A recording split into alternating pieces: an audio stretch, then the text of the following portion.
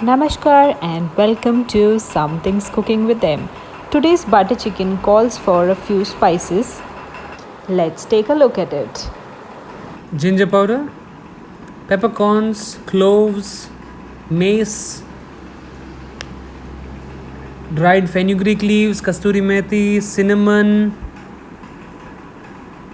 cumin, nutmeg, cardamom, and ginger garlic paste.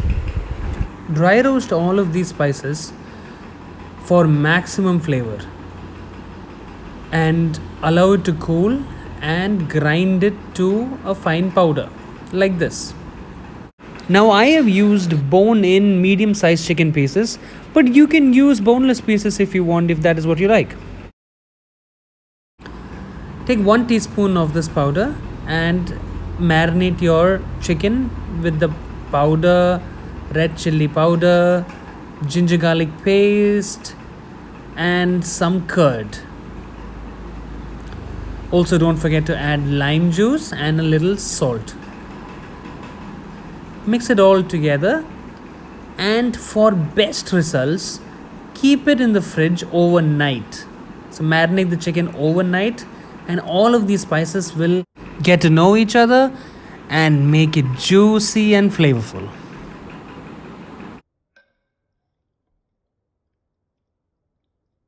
Now, let's get cooking. Take a bit of butter and add it into a pan and grease the pan along with some sunflower oil. Add in your chicken. Now you need to fry your chicken on medium heat so as you don't give any color to the chicken.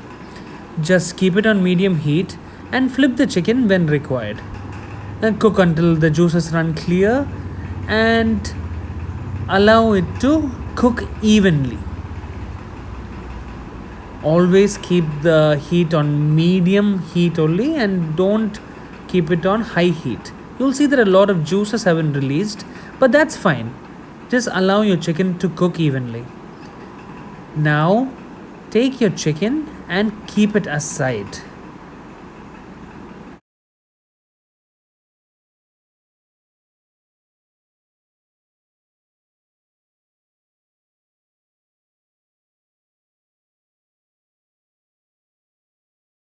Into the same pan that we fried the chicken in, add some butter. Well, after all, it is butter chicken, isn't it?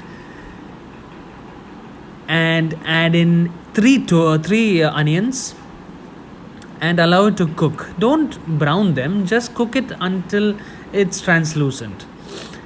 Make sure not to brown your onions.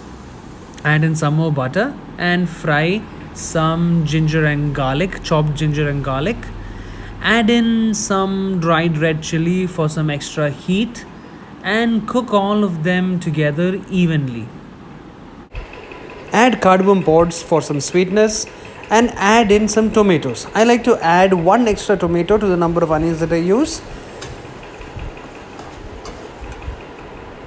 Add in some salt, the tandoori masala, and a little bit of red chili powder, and cook all of this evenly.